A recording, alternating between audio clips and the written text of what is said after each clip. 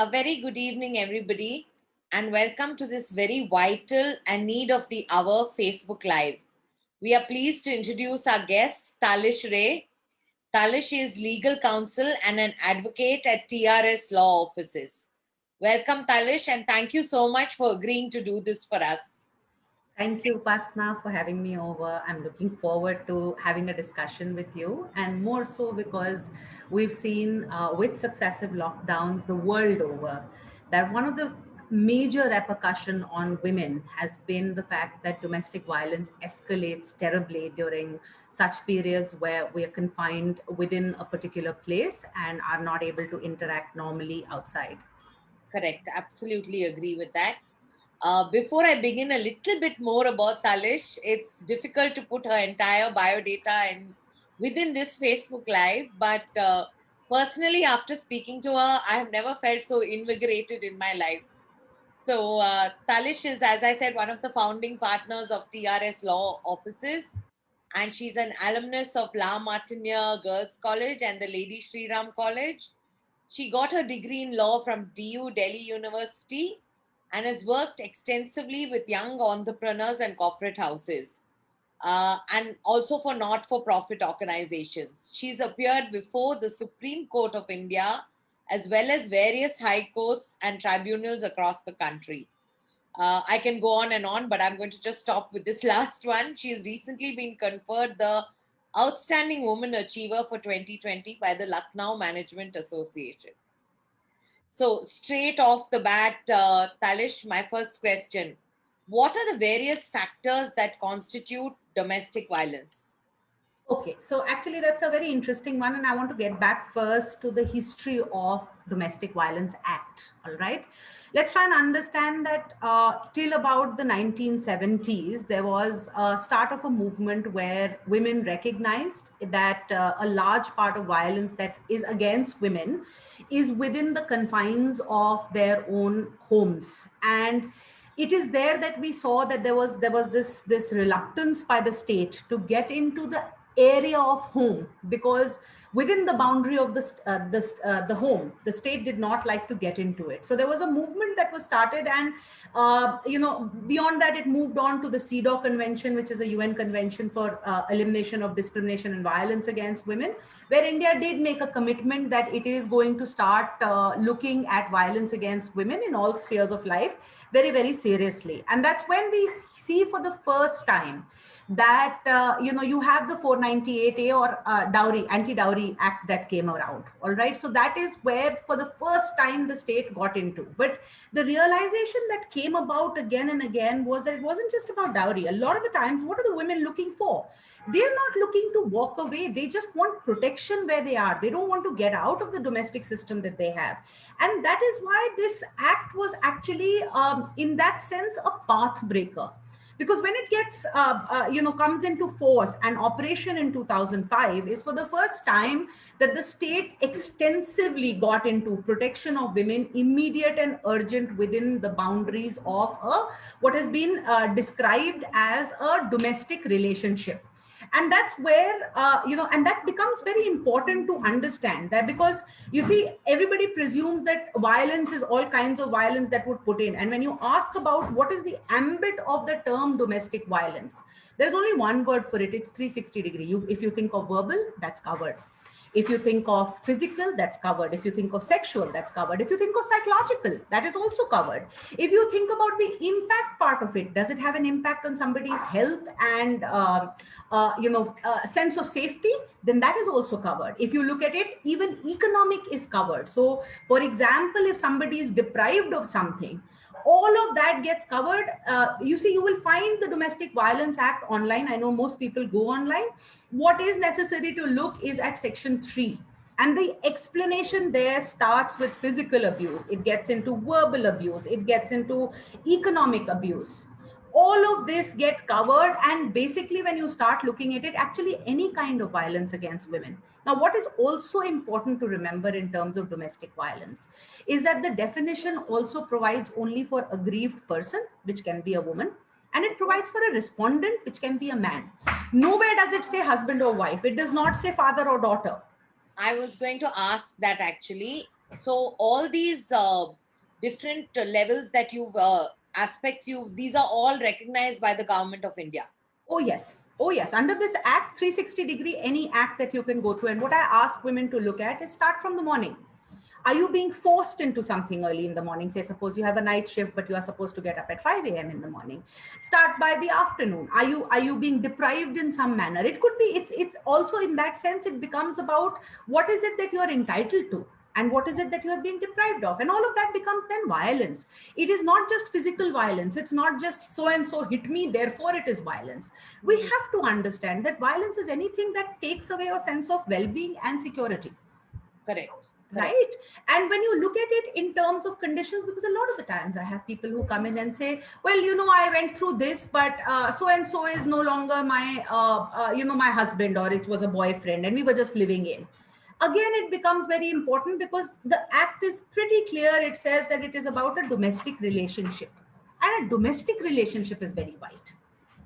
So it does recognize live-in and legally invalid relationships, like the husband has married a second time and things like that. That's That also is, yes, if a husband is indulged in what is known as bigamy, then yes. okay. Yes, it does, right? So it needs to be understood that, it's not, when you're talking about a domestic relationship, it talks about a relationship between two people Right. who at some point in time have had lived together or had a shared household. So it could be a joint family, and it could be a person related to the respondent. So therefore, that respondent could be maybe somebody from the husband's family. Only thing that needs to be remembered is that the aggrieved person here is a woman. So it could be maybe an old aunt staying in the house who has always stayed in the joint family property, and today she's not being treated well by maybe all the other men around there. There's neglect that is involved. It would come under economic and verbal abuse in those cases. So Right. it basically, what is imperative to understand where domestic violence is concerned is not just various kinds of violence. I think, Upasana, we recognize when we are undergoing violence. We may Yes. voice it, we may not voice it, but we know when we are undergoing violence. And it is that point in time when we need to consider whether the respondent is within a domestic relationship. If the answer is yes for a woman, then she has the right to turn to Domestic Violence Act. Got it. Got it. That's great to know. That's a lot of eye-opening points over there. So I do hope those who are watching got them. Talish, what is the first step a woman should take when she is in and I'm just using this word, troubled marriage? What are her rights as the victim or as an aggrieved person? What is the first step she should take? So, if you ask me, when you talk about, I don't like to use the word victim. I like to use the Okay. person, a grieved person. A grieved person Aggrieved is the definition that's given in the act as well. I Right. think the first thing, again, go back to the basics. Why was this formed? This is an act which is an emergency measure for protection.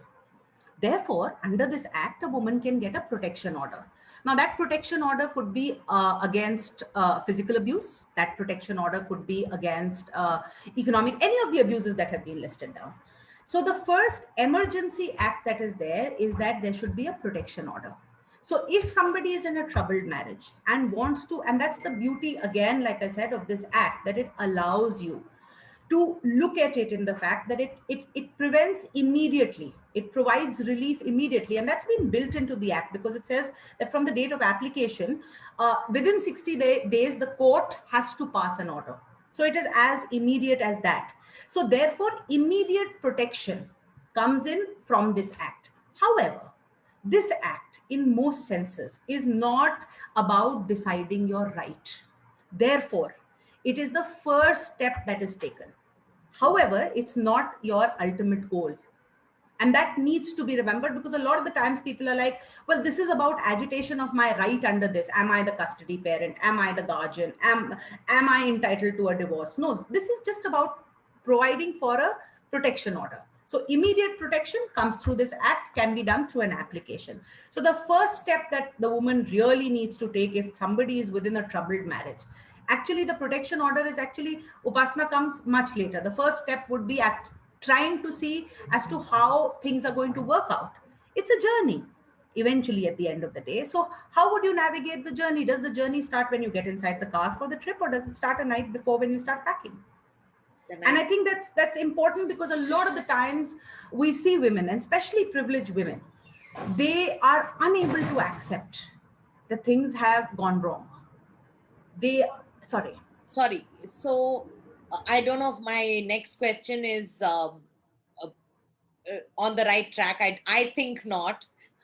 So it's not a case or an FIR that needs to be filed straight away. What is the first step like? What's the first step? Under the Domestic Violence Act, the first step very simply is to file an application Okay. under the family court, or go and seek a protection officer, right? Okay. It is Okay. the protection officer, and then go and seek in the court and put in an application saying, this is the violence that's happening with me, and I want an order against this violence so that I am protected within the confines of my own home. I am protected against this violence.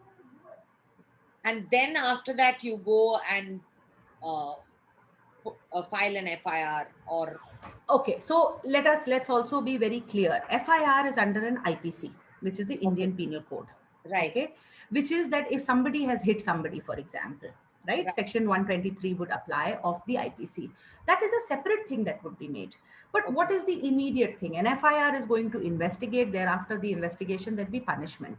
Right. And the drafters of this act realize that it is not, most women do not seek punishment, they want a cessation of the violence against them.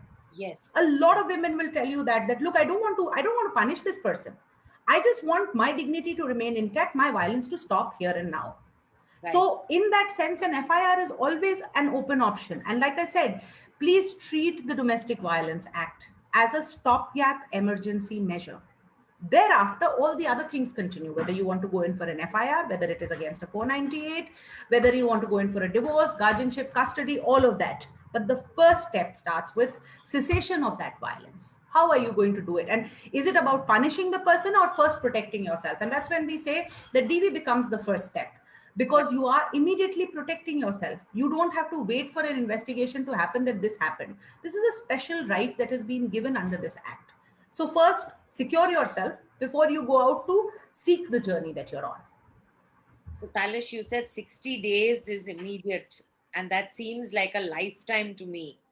What can one do in the interim? I mean, that I'm just imagining worst So case 60 scenario. days, 60 days is the maximum that the court gets. Typically what Okay. happens is that if somebody moves in with proper counsel and proper training, you see, the court is likely to give a DV order. It has to give a DV order within 60 days, which means that it does understand the immediate and urgent nature. Okay. Okay. Okay, so it is not that is not something that's there. So immediate protection order is granted in most cases. Right. It's And not something that the court holds on to. It, and by 60 days, it's actually, if you look at the legal processes of court that are involved, 60 days is a blink of an eye. Sometimes between two cases, the dates that come in can be more than 60 days anyway. And where is this protection officer placed? Will he In the be placed? court, he or she will be placed in the courtroom, and they can actually go to any court that has been put under the Domestic Violence Act and So put they an won't visit application the themselves. aggrieved person's home and things like that. Sorry? They won't visit the aggrieved They person's home. they do. Once an application, so the process is like this: once an application is moved into the in the requisite court of domestic violence, and that's sort of put in Gurgaon, it's a magistrate that is there, that's qualification is there. Post that, there is a protection officer who goes and files a domestic violence report. And that report is basically, as we call it, Mokai Moanat, which is that they go and when they check out the place, and then they file in a report in the court, and the court takes that into cognizance as well. But immediate relief is offered even before a protection, in the sense that all of this while it's taking place. And protection officers in that sense are, we call them the lodestones of this act. So if you ask me, what can a group of women, and that too women who are as aware, like a Gurgaon Moms membership women can do, is that they can actually strengthen the state and demand that their protection officer should be empowered, and that system should work, because protection officer becomes very important under the act. It is the protection officers that help the aggrieved woman get the right that they need to. They are the ones who are conducting the investigation. So in that sense, they are the eyes and ears of court in that sense. So it is important that protection officers are necessarily empowered, they are necessarily trained, and they kept vigilant on their job. In states where they are vigilant, Domestic Violence Act is likely to be far more successful than in states that they are not vigilant. Okay, I'm going to make a casual statement. Why can't Bollywood make a movie on this to make us understand this better? I mean, the way you're explaining it, it's so simple. Had this been a movie, I'm sure it would have stayed in, more of our minds. I think that's because of the I mean, demand. If sorry, you just ask me, my yeah, point. but if you ask me, it's because of the demand. I mean, when was the last time we looked at an actor and said, even on screen, he has screamed at a woman, so we will boycott him? How many of us, and I know I was the generation, right, where Yes, girls went crazy because there was a stalker called Shah Rukh Khan, yes. Yeah, right? That's right. a stalking movie. Of It's course. terrible. It's terrible. So Yeah, you look at most of the songs that are there, from Khambe Jaise Khadi Hai. I yeah. mean, I've lost track of the number of songs when you look at it from the lens of feminism. And I will say this, a lot of the times I have friends, and most of them can be women friends as well, who turn around and say, "Arey yaar, don't be serious.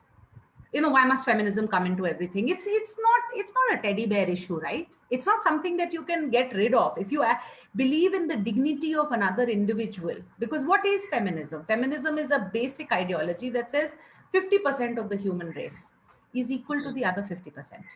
That's all. It just talks about equality. But I have a lot of people who say, well, you should not look at it from a feminist lens. Well, why not? I am a woman. Yes. Why not? So as a point, I'm saying that when was the last time that anyone went to a movie hall and said, I will not watch this man's movie or this woman's movie because they portray it? On the contrary, I'm so dismayed. There was recently a movie, I've forgotten, it was about a doctor who was obsessive, he was abusive. I think Shahid Kapoor or somebody starred in it. I forget the name of the movie. It's a South Indian remake, and it was all about violence and control, and basically I between a haven't seen this. relationship. I've heard so much about it, but I haven't seen Yeah, it. but it became a super hit. Yes, it did. You're right. So so why is it that women don't stand up and say, sorry, we will not watch? I mean, that's the power of the average consumer. If you don't consume, they will not produce. Okay. Coming back to my questions, Talish. Thank you for that insight, though. It's very, very empowering, I would say, to say the least.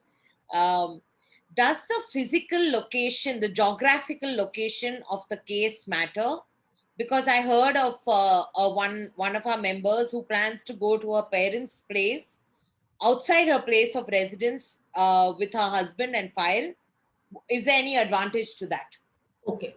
So if you're looking at the jurisdiction clause of domestic violence, you need to consider both the CPC as well as the Domestic Violence Act. Okay. In terms of the CPC, it has to be where the incident took place.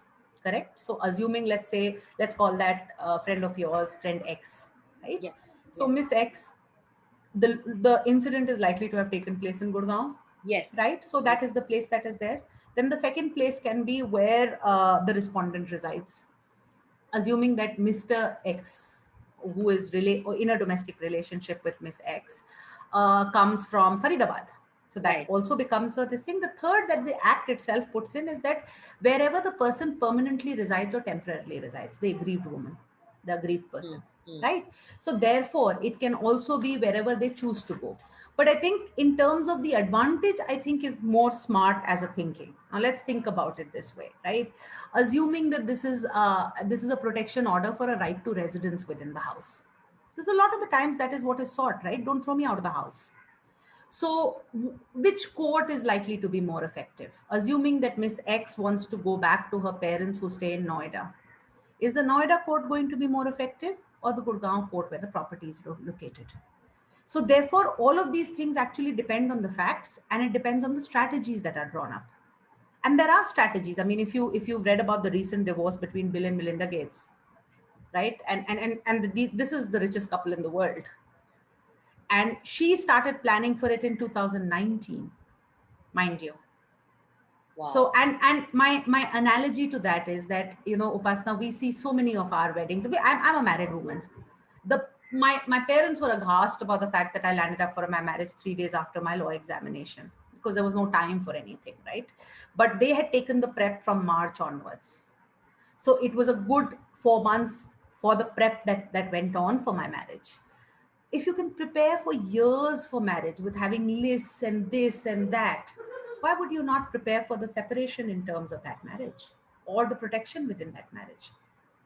If you remember the marriage analogy for everything that you do post the marriage, I think it makes, because we take marriages very seriously as a nation. Yes, yes. So if we can take out that kind of time where we get into attention to every detail, who's going to be the beautician, who's going to be the lehenga, what is the latest that is done, you have websites around it.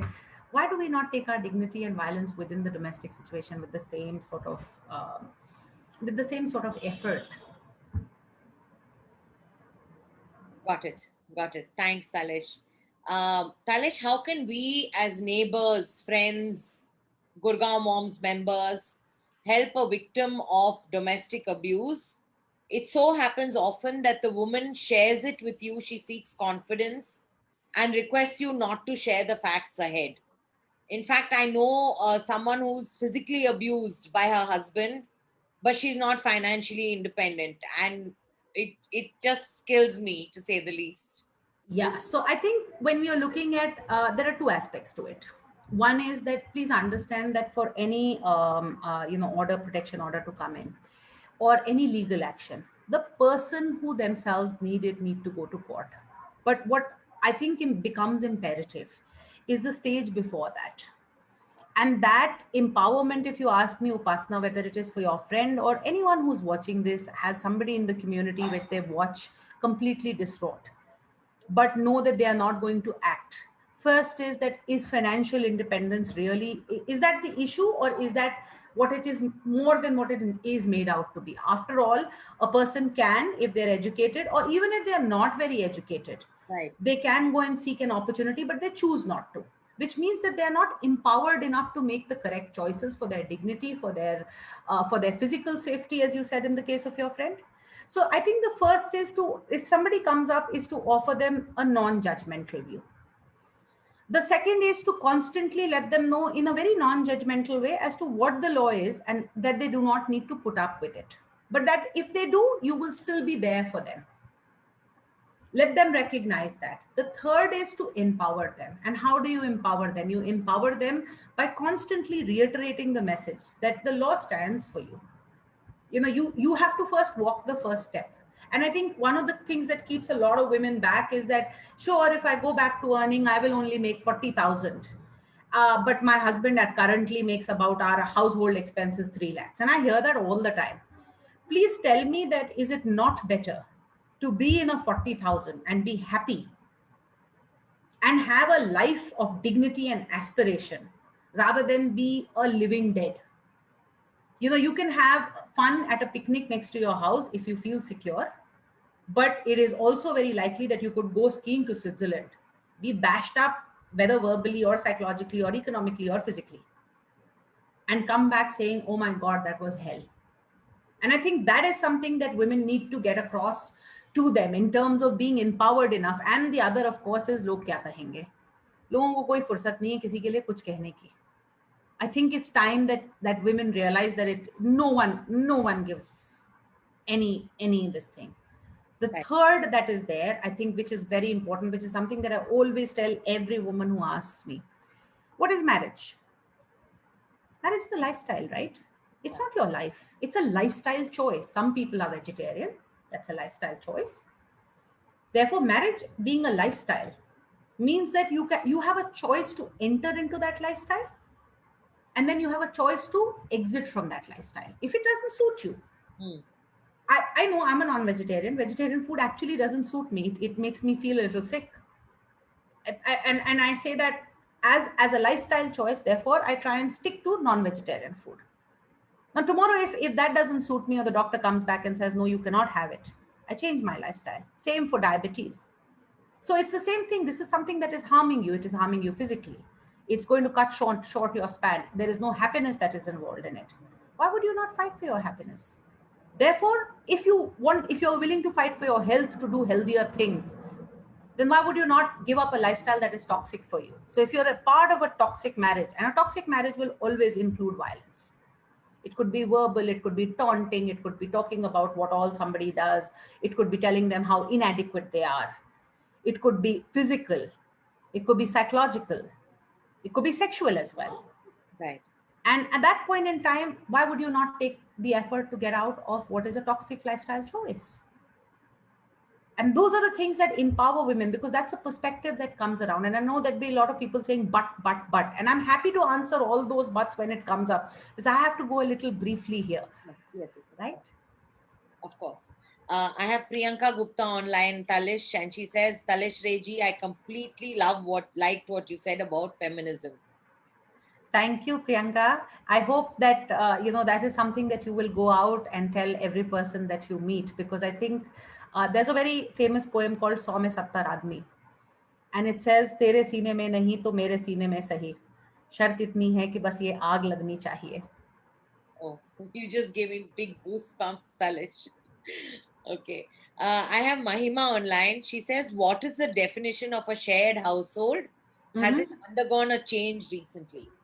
So yes, shared household has undergone a change. Shared household, there's been a Supreme Court judgment that came around. Basically, it upheld a Delhi High Court judgment, and I'm very proud to say that our law firm was a part of that judgment in the Delhi High Court. It was argued by one of our other partners. And shared household is understood now as any household in which you may have stayed or have a domestic relationship, and it includes the property of your parents as well as your in-laws in that sense. So it was to ensure that you could have a right, because it overturned a major proposition that had been led as a landmark case, because of which women were not able to agitate within a household, because what would happen is that a husband would turn around and transfer or say that this belongs to my parents, and the parents would say, well, this is not a domestic relationship. So yes, it has undergone a change. I am be happy to, you see, things like shared household is something that will take me half an hour to explain to you. I'm Yes. trying to keep it as simple as possible Um, to sort of this thing, but yes, it has undergone a change. okay. On the topic of in-laws, I had another question further down the line. So does a daughter-in-law and her children have the legal right to stay in a property that belongs to her in-laws? And what if the spouse is not alive? How does that change? Yeah. So the thing is that was it a shared household? Is it a part of, so there are again a lot of permutation combinations that come in. Please appreciate that. Was Yes. it a part of a joint family property? If so, yes, the children have a right. She has a right. Okay. So it differs significantly in terms of a self-acquired property. Now, in a self-acquired property, were they ever staying in that domestic residence? You Okay. see, you just, if you just read up what is the definition of a domestic relationship as well as the definition of a shared household. So it says shared household means a household where a person aggrieved lives or at any stage has lived in a domestic relationship. Okay. So that would become key critical points in trying to see. But the major thing to be seen is a joint family property. With joint family property, yes, in most cases. Again, I'll put that caveat, because this is one of those questions that would come on to it depends, because facts and circumstances, even a little bit of tweaking can change how the courts would look at it. Absolutely. Members and viewers, please, we are just giving very, general, broad advice over here. Detailed will depend case to case, but we do hope you will find some empowerment and some knowledge in these questions. So, another question which I know it'll be difficult for you to answer briefly, Talish, but evidence. What are the acceptable forms of evidence? Do like WhatsApp messages and videos work? And does it differ from physical abuse and emotional abuse cases? So in terms of, let me take up in terms of physical abuse. In terms of physical abuse, there could be various kinds of evidence. The first is medico legal. And incidentally, in medico legal cases where people come in, I have seen a lot of the times the victims are in shock a lot of the times. So they end up saying, सीढ़ी से गिर गए थे, दरवाजे में चेहरा लग गया था. And we all know, I mean, you can't get a blue bruiser of a knocker across your cheek if you walked into a door, right? And that's where medico legal becomes important. It is also important, and that's one thing that Gurgaon moms could do is to have signs where victims could put it across that they've been abused, rather than having to pretend and take on their abuser then and there. But in terms of physical abuse, it could be that. It can also be WhatsApp messages. It could be photographs. It could be video. It could be messages that have been sent, or an email that has been sent to a parent or something, which says that today, this happened. I just want you to know, mom, that I was hit. Okay. However, what becomes important under the Information Technology Act in terms of how evidence can be looked in between reading of the Information Technology Act as well as the Indian Evidence Act, is that a lot of the times people do not save. Now it's quite simple. Take your WhatsApp history and store it somewhere where that the court can accept that this is what it is. It shouldn't be it was there. And a lot of the times when the victims come in to us, they're like, it used to be there, but then my phone, it broke down. I don't know what I did with it, or I changed my phone and therefore did not migrate the data, or I didn't put the data down. WhatsApp also, or communication, SMSs, other things, or emails do serve as a great evidence of economic as well as psychological abuse. I mean, if you have a recording which is there, which is of verbal abuse, these are things that work. One of the things that we found which is very useful is all of the societies that are around, if it's even semi halfway decent in terms of multi-storied blocks, you will come across cameras that are installed at security vantage points. Right. You can get there. You can go and ask your RWA to give you a recording of that. So all that can be submitted as evidence, though the form and the format is where people go wrong in. Okay. That's where it becomes important. So therefore, if you have forwarded a message that you had written to your husband to a friend, now that forward will not be as an acceptance. It has to come from your device. So your device, and a small word in terms of that, a lot of people imagine that their phones are secure, and we probably have to do something on that, because you see today, just go and Google into something called environmental listening software. For $70, it can be installed on a phone as much as your intimate partner or your respondent in the case is aware of your password. So ladies, I know that you all love your spouses, your family members, all of that. But remember one thing: bank accounts, phones, laptops, social media accounts, these are not properties that you share. There's a reason why it is supposed to be individual, because you will be held responsible for it. And a lot of the times I know that, you're in the glorious phase of, you think that after Romeo and Juliet really didn't know what they were doing, and you're going to be the next one to set the precedent. At that point in time, you have Facebook that is shared, right? This is my password. Just don't. It's a bad idea. And if there's somebody who's asking for it, it's not if somebody loves you, they will respect you. That, I think, is a notion that needs to be driven across again and again. Love without respect is abuse. Just keep that in mind. And that's across board. It's universal. It's for children, it's for pets, it's for partners, it's for everything. So in terms of, if somebody respects you, they will give you a space, and that space is for passwords, it's for your mobile phones. Because what we are seeing again and again is a repeated case where the spouse thinks that their phone is perfectly secure. What they don't know is that there is a listening software in it. There are times when they think that their emails are perfectly secure, but hey, you have the same 1, 2, 3, 4, 5, 6, 7, 8 as a password all over the place. The spouse remembers about it, or the person who is your abuser remembers about it. So learn those things. Those don't take too much time. Just Google on how to keep your internet, your phone secure. If you think that this is something that's happening, you will get a sense of it. You will get a sense of it if you think, oh my God, how did he know where I was?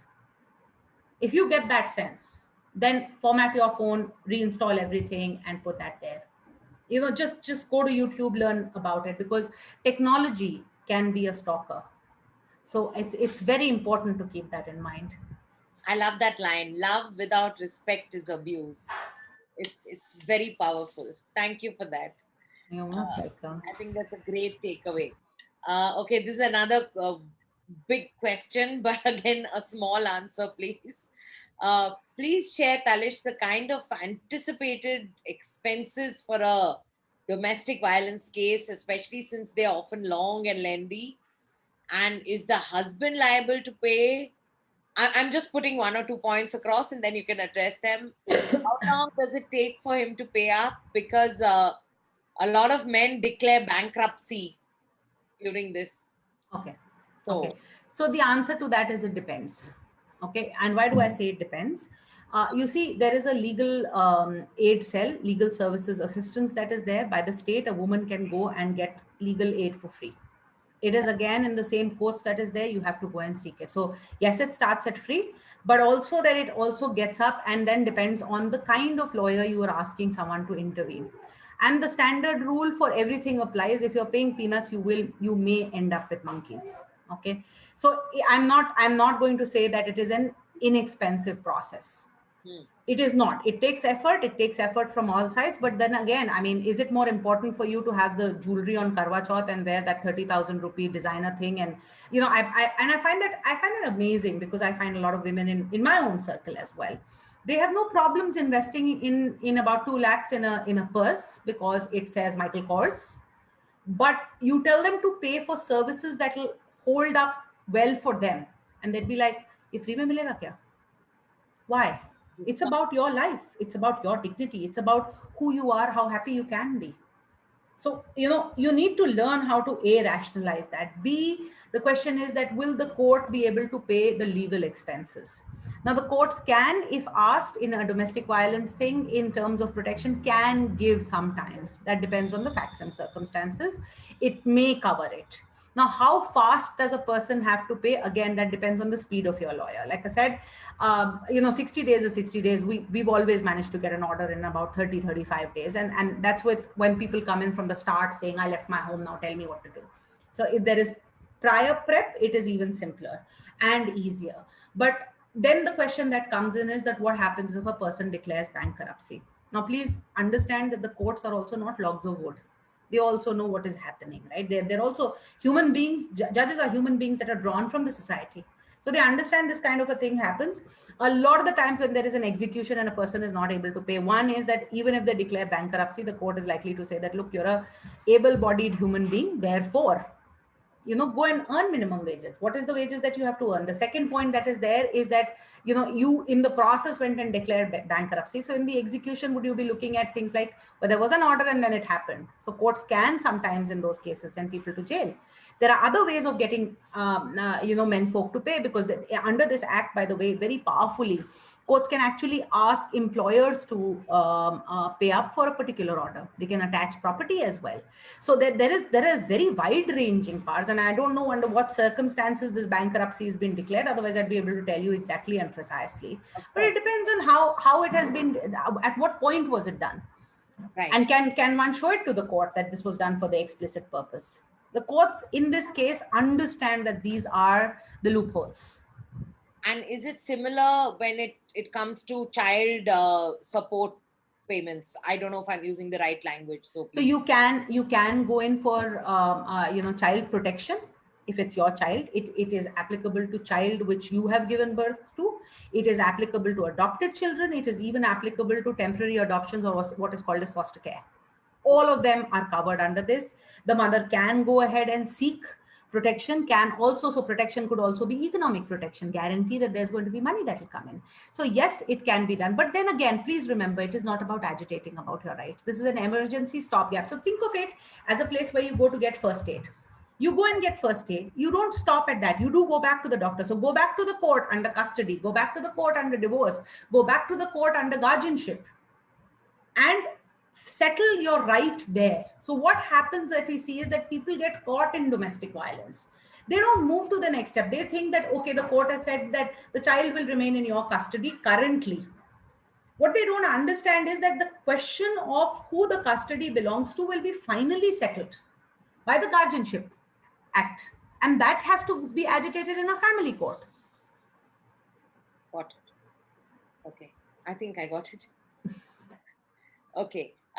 So Ambika Nanda says, powerful lines, Talish ji. It's great to know your thoughts on women empowerment, and the way you are addressing the queries is commendable.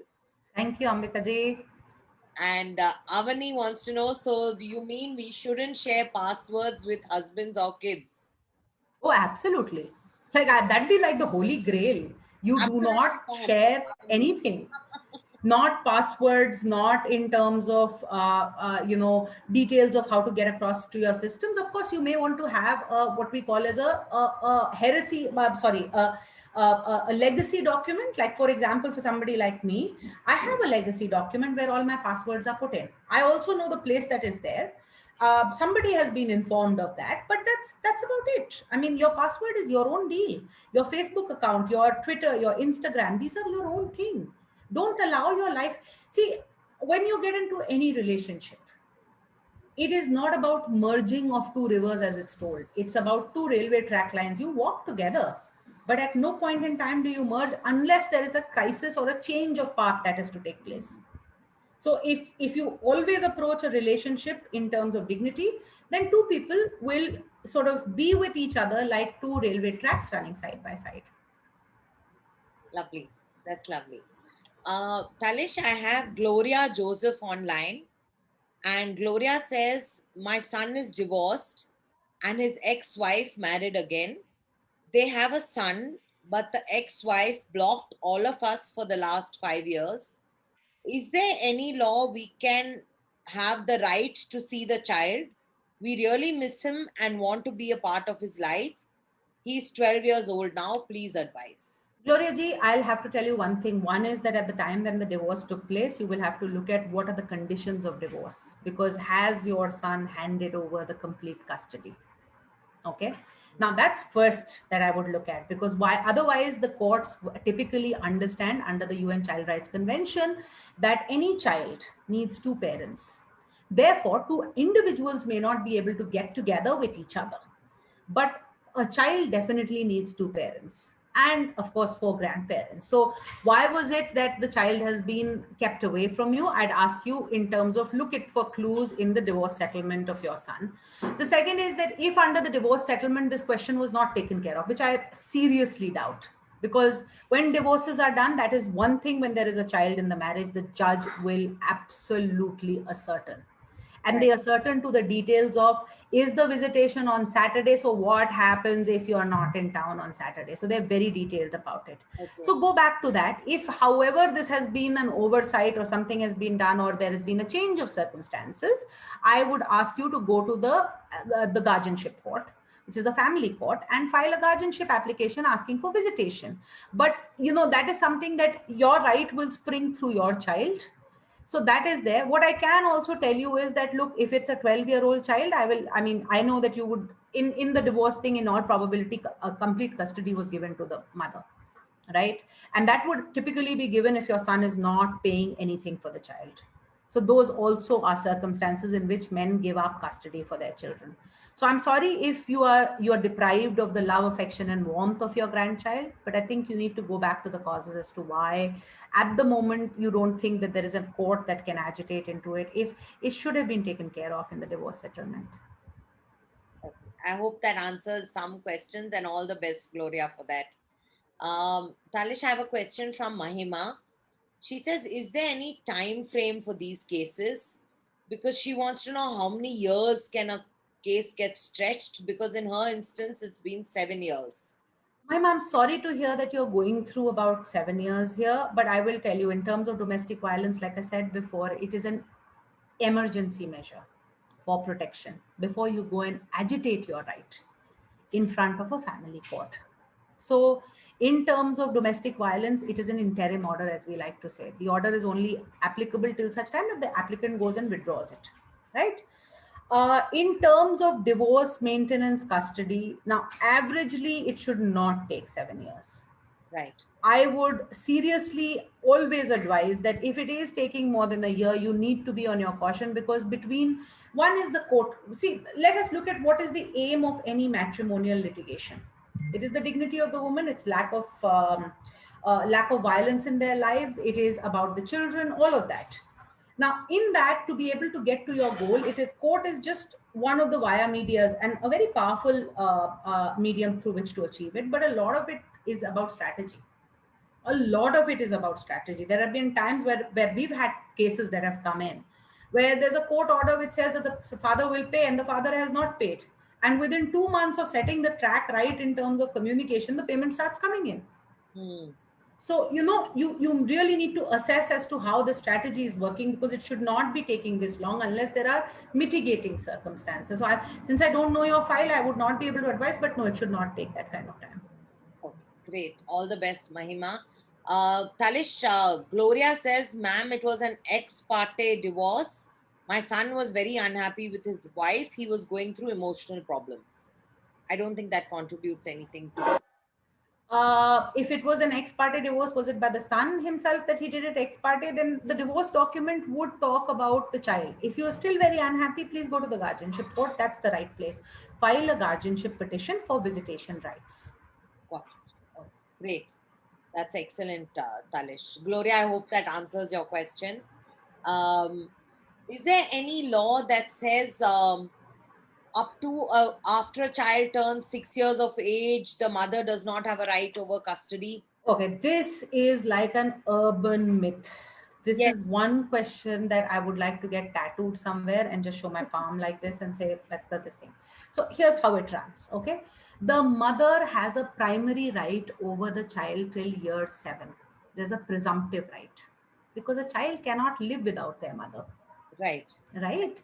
But if you look at the way the courts have interpreted, what is important is physically who is the child with, Hmm. because courts in their wisdom do not like to disturb where the child is. So one of the things that we tell everyone is that no matter what, do not allow the physical custody of your child to pass from you. A lot of the times this happens. Oh, father came, took up them out to a mall, and that's it. And then you go to court. The court will say, okay, where the child is, let us maintain status quo.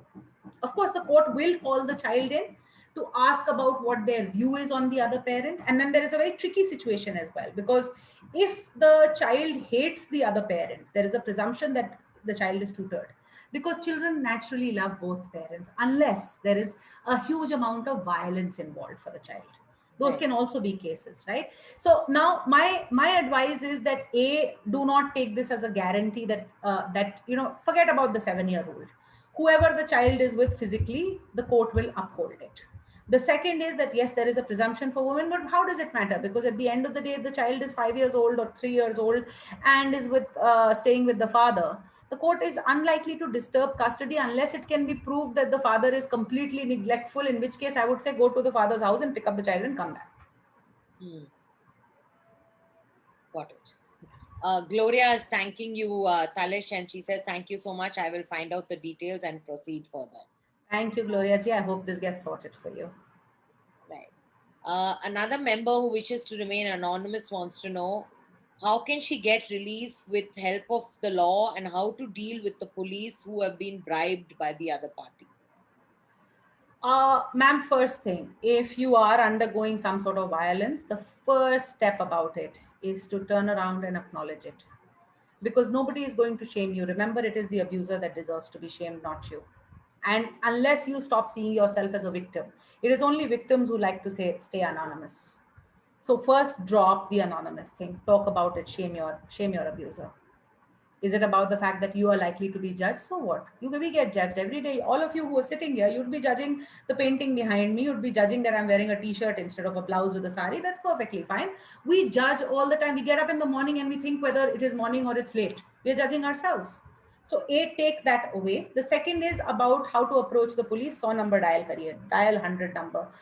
This entire thing about bribing, I'm Hmm. sorry, I don't understand. I have been 17 years into this profession. I have not bribed one person. We have gotten relief. Anyone who's talking about bribe, I wouldn't know about it. So perhaps it's better to go to the person who's told you that there is a bribe to be paid. You see, because it's not likely that the person, I mean, the state enforcer, whether it's a police or a judge, is likely to say, "Come, give me a bribe." It doesn't work like that. Therefore, if there's an intermediary, please go and find out from your intermediary how that works, because I wouldn't be able to say. What I do know is that there's a fairly robust system. Hmm. There's a very robust system where you dial the 100 number. What really goes wrong is that women themselves are not very empowered. So what happens is that the moment the police turns up, by that time 100 number has been dialed. That guy will be willing to do everything, including offer his kidney on the moment. And suddenly the woman will weaken and say, "Oh my God, let us give it another chance." And that brings it to the golden rule. You cannot change a person. Please don't try. Nobody changed nobody. So if you think that it is your love, affection, care, all of that is likely to change an abuser into a respectful person, no. An abuse itself requires therapy to cure people out of it. So don't think that the additional soup and dessert that you make over and above the 6 course meal is going to change your abuser. It doesn't work like that. It doesn't work like that. Correct. Absolutely correct. That is indeed very, very true. Um, Talish, lots of moms watching you. You're part of our community, Gurgaon moms. So, as moms, what are the few things we can do for our daughters and our sons to, ensure these things don't happen? Okay, this is my favorite topic. I can Let write me- a book on this one, except that I don't have the time to. Sure, that's For the okay. daughters, very simply, stop them from getting into a cultural notion of gender. वो ना आपको देख करके बड़े होंगे. So therefore, if you are encouraging them to watch a movie where there is a woman who is pining for her lover, that's you set a standard there, right? Let them know, educate them on the concept. Okay, so the first thing that you have to do is provide a background where you don't treat your kids as a gender, because for the first 10 to 11 years there is no gender difference between the children. It's a very acclimatization based thing. Children actually learn about gender for the first time because somebody tells them. It's a nurture thing, it's not a nature thing. So that's one for your daughter. The second thing, please teach them to be financially independent. We are responsible for our own lives. We're all very privileged. If you're watching this, that means you have a device, you have enough time, and you have internet connection. All three of which that makes you in the middle to higher economic category. So teach your daughters to take responsibility to be financially independent. बच्ची जब पैदा होती है तो we start with इसकी शादी में ये क्या करेंगे ना. बच्ची उसके लिए तब आप तब चालू करेंगे कि भाई जब ये नौकरी पे जाएगी तो क्या करेंगे. Change that dialogue. There's no choice about it. You have to be economically independent to navigate your life. That's the second. The third, teach them marriage is a lifestyle. Just repeat to them. If you can't understand the concept, you're most welcome. I'll come back and tell you 3 hours on why marriage is a lifestyle. But just keep repeating to them Hanuman mantra ki tarah unko yaad ho jayega. That's one. So that's where the girls are concerned. Now, where the boys are concerned, and that's very important because we will have a generation of empowered women, and therefore we will not know how the men are supposed to be, right? So where the men are concerned, see, feminism as a philosophy is gender agnostic. So some of the greatest feminists I've known have been men. My father was a bigger feminist than my mother. My husband sometimes is a bigger feminist than I am. So that is where, so start teaching them that yes, they deserve, it's not about equality. It's about the fact that they deserve everything equally. And there's a difference between demanding equality and getting equality. So you have to teach them that. You have to teach them that there is a basis for every relationship is respect. So one thing that you can drop, which is the Raja Beta syndrome. I am so sorry. If he's your beta, I'm sure he is very good, but that does not make him a Raja. We are in a democracy. He'll have to go and prove his net worth. And the thing is that what the other question that will come is that, you see, a lot of the times women do not want their son to go through this because they're like, well, the world is made for them. But let me tell you that patriarchy, or Pitrasatta as it's called, hurts men as much. So therefore, a man would rather commit suicide than to say that he's been a failure. He would rather, take a loan which would ensure that there's so much stress rather than admit to a girl that Valentine's Day pay, he did not buy that over expensive dinner that was there. Patriarchy hurts our boys. It causes toxic masculinity. Boys don't cry is the basic premise of toxic masculinity. It's hurting your boys. As soon as you as parents recognize that patriarchy, that feminism is the thing that is kind to your boys, you will immediately find ways and means to make them empowered feminists. And unless a man is a feminist, he is never going to be able to accept another woman as an equal, let alone, and that includes you, by the way, that includes you, because as parents at some point in time, you will be judged by this little Raja Beta who has been brought up, who may just tell you, okay, you are old. How do you have a right to decide that today you want to eat pani puri, but the doctor said you should eat khichdi? So don't get into the Raja Beta syndrome. Just don't. And think about it. Tell them that it is equality. And housework and other things are about life skills. Give them the same life skills, both of them. Everybody should know how to balance their checkbook. Everybody should know how to run their bank account. Everybody should know how to cook, because you could be on your own. These are life skills. If you don't have them, it's not worth it. Life's not worth it if you don't have life skills. Absolutely agree with that, Talish. I have Avani again who says, very well said, Talish. And Ankita Bhattacharya who says, Talish, so good to see you here. Hi, Ankita. I think I remember who you are, but it's always good to see you. I can't thank you so enough, Talish. I know we've covered only very little, But if you all want another session with Talish, please tell us in the comments and we'll do it again whenever time permits. And please, everybody, do join us on Monday at 11 a.m. in the morning for a Facebook Live with Dr. Amit Sen regarding children and their mental health. And stay tuned to the Gurgaon Moms Facebook page and our website for regular updates. And everyone, stay safe, stay at home, and please go out only to get vaccinated. I said activated, which is activation also, I guess. And stay safe and have a great evening. Thank you again, Talish. Thank you so much, Upasna, and to all of you who are watching there. Just know that you have it within you. Your dignity is what defines you. So go out there and claim it.